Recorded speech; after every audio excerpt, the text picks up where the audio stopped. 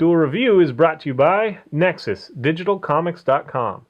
On today's Duel Review, it's Team America, World Police. I'm RJ. And I'm Nick. Fuck yeah.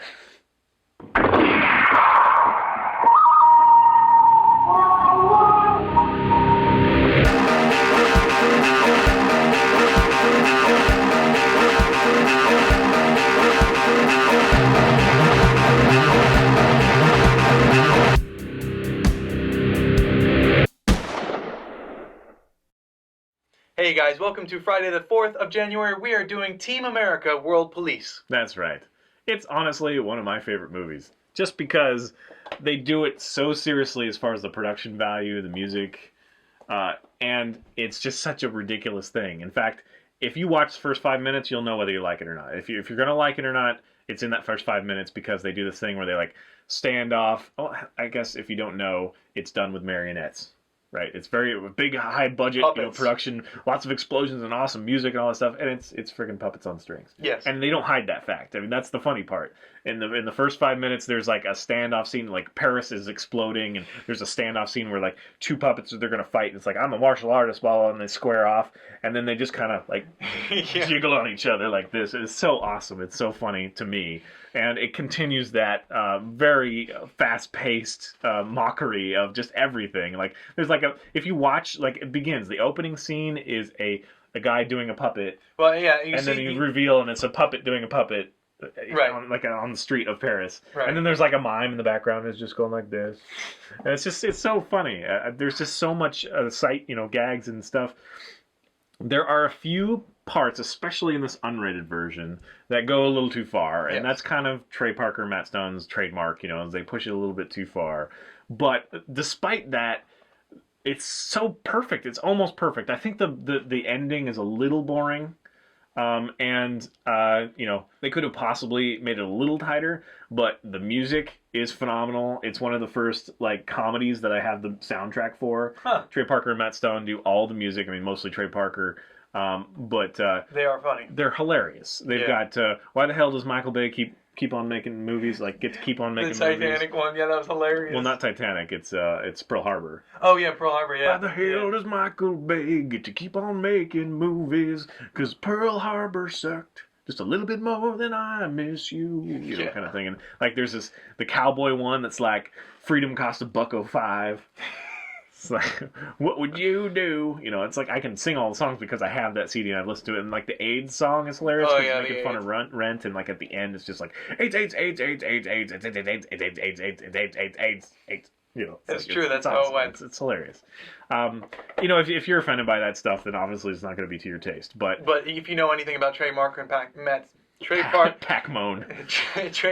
and Matt Stone, then you'd know if you'd like this movie. Yeah, this is the same humor that got them, the awards for doing the Book of Mormon musical thing.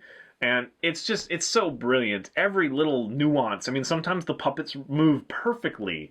It's like almost like Hallmark Channel acting, like bad acting, perfect. Like they just kind of tilt their face a little bit too much or something, and it's just hilarious. And then other times they're just flailing around, and you can totally tell they're puppets. And like they definitely play that up, and it's just so perfect because like you'll have a extreme close up of their face, and then you'll see a real hand like doing something in the foreground. It's supposed to be their hand, but it's like different color and all that stuff, and then the whole changing face scene, and it's brilliant. It's really brilliant. Now, the 2 points that I say are a little bit too much are both involving like sex, and it's a funny idea. I can see where it'd be funny on paper, but it's just kind of offensive.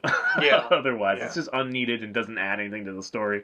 But it is kind of funny to see like this, X-rated love scene with 2 puppets. I mean, the idea is funny. It's just kind of like, you don't really need to go there. And it is X-rated, not R-rated. Yeah. Well, at least in the unrated especially. Yeah. But anyway, beyond that, it's just all these little, the Muslim language, because this is after, 9/11 and the whole terrorist thing.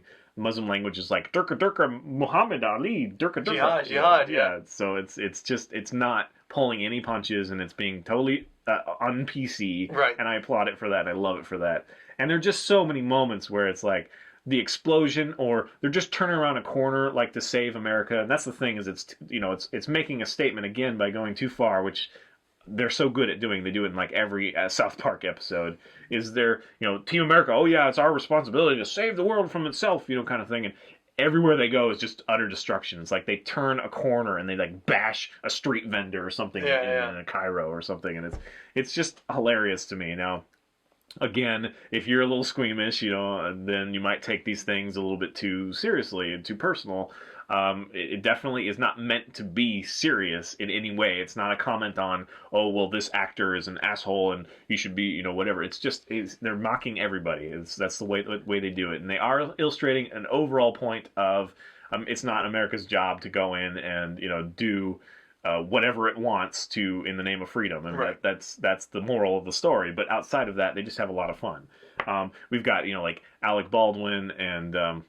Matt Damon. Yeah, I love Matt Damon, but watching him like that, I had to laugh. Susan Sarandon. And see, that's the thing. All on the side of Kim Jong-il, who is like this mastermind terrorist, but his song is probably the best song. I'm so lonely. So lonely, and his big old glasses. And it's hilarious. Mind you, the people who play Alec Baldwin and all these other actors are not the actual actors, although I'm sure you can guess that when you hear their voices, especially since most of them sound like and they make, it's like, I'm always like, oh, that's Samuel L. Jackson. You can't make fun of Samuel L. Jackson, but, it's fine. It's in this movie. And I love Matt Damon, but the way that Matt Damon is all he ever says. That's all he says.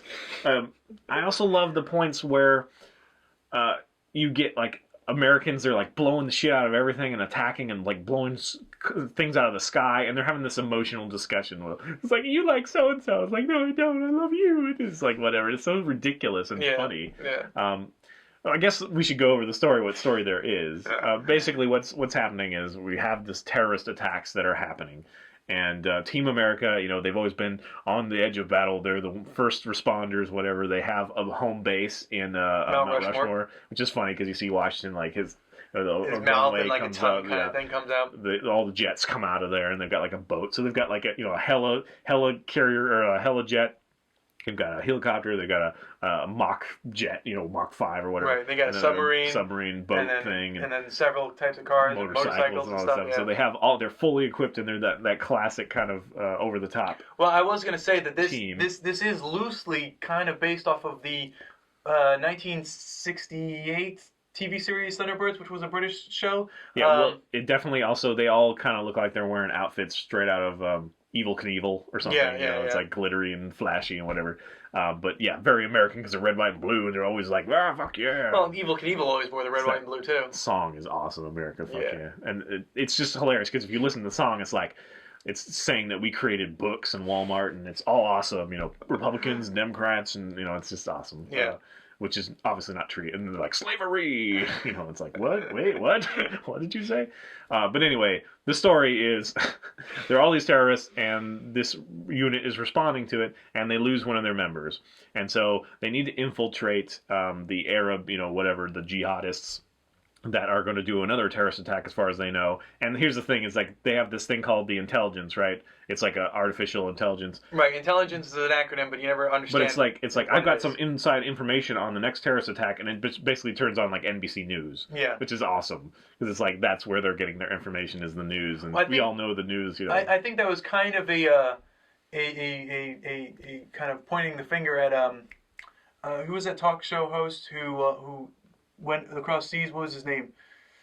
Oh, it wasn't Geraldo? Geraldo Rivera, right. I think that was kind of a jab at Geraldo Rivera. I think it's a job at media in general, and also government, who takes, who doesn't seem to know what they're doing and kind of just goes with popular opinion sometimes, kind of thing, and whatever.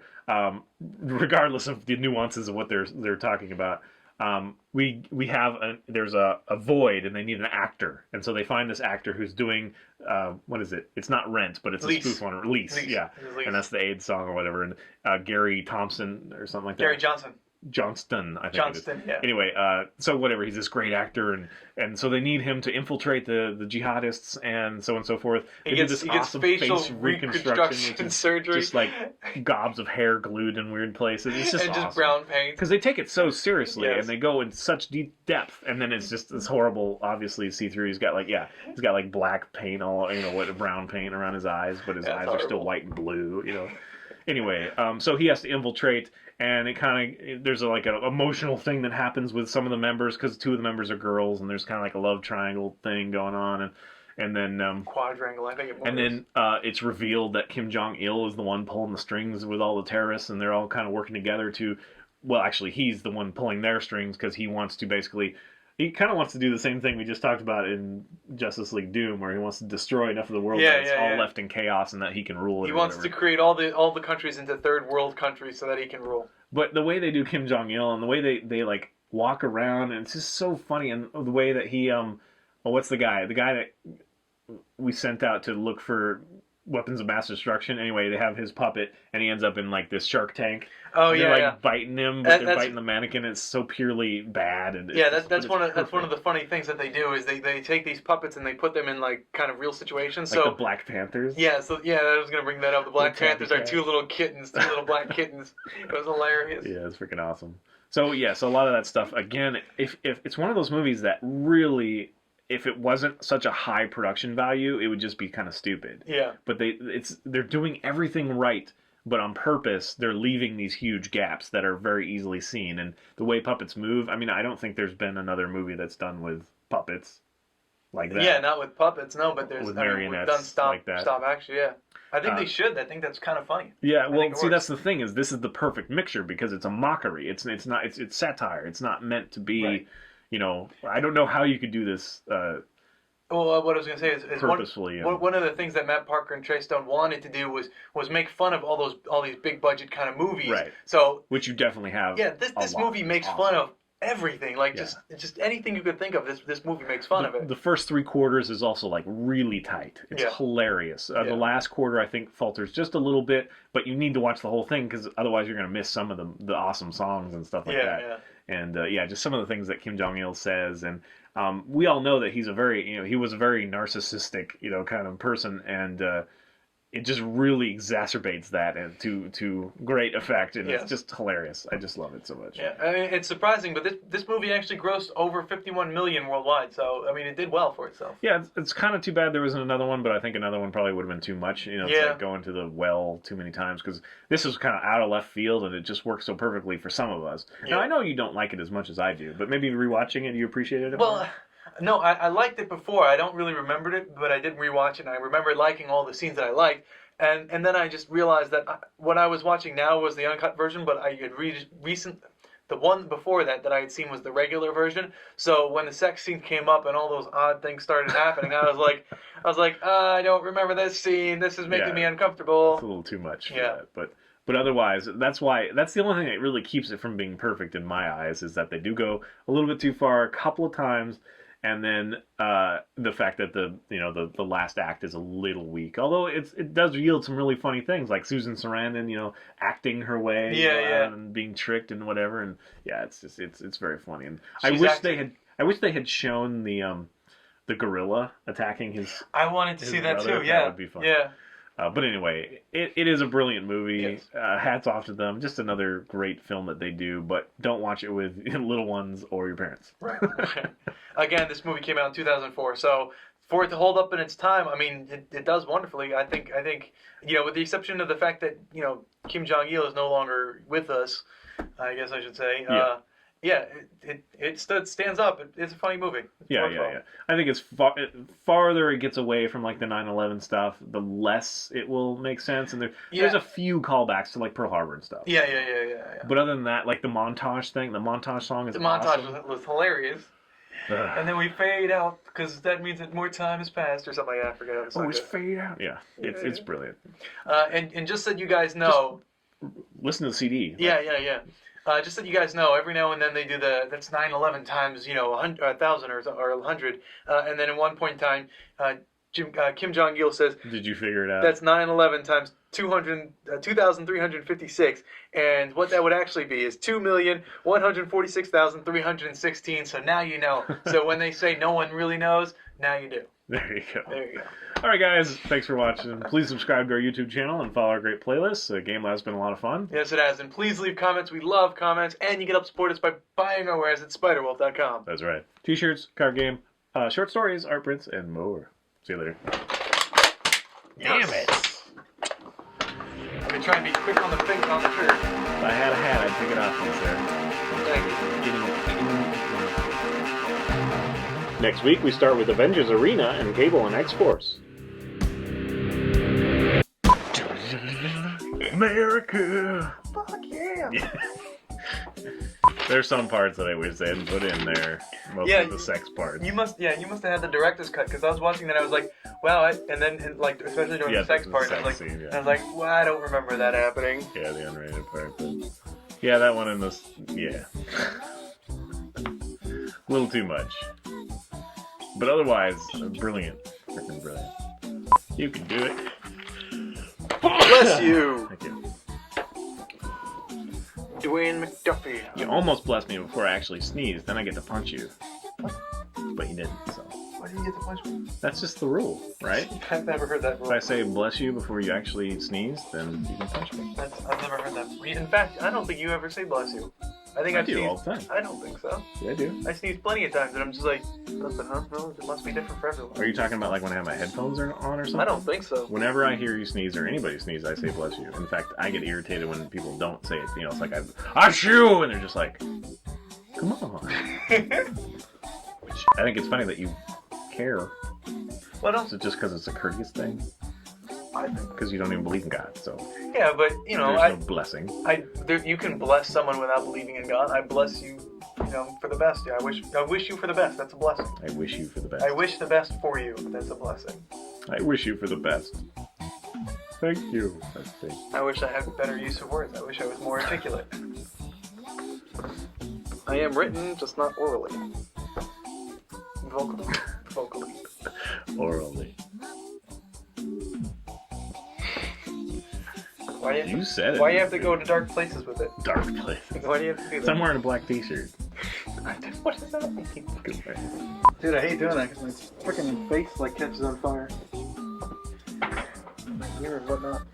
Well, I never have to do it. Because we have that big light there that gives It's not big, it's tiny. It's a tiny light, but it gives... It's like a billion volts. Yeah. It's like watts. It's insane. Yeah, lumens.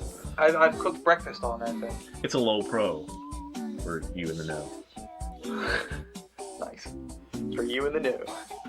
On today's Duel review, it's Team America, World Police. I'm RJ. And I'm Nick. Fuck yeah. You gotta do it. Why? Oh, you want to do that? Yeah, why not? Alright, fine. Fuck you. I don't know. Should we? Because... No, yeah, why not? Screw it. Yeah, why not? Hey guys, welcome to Friday the 4th. Yeah, it's 4th. Hey guys, welcome to Friday the 4th. We are doing World Police Team America /.com. You got it backwards. I think I did. Team America.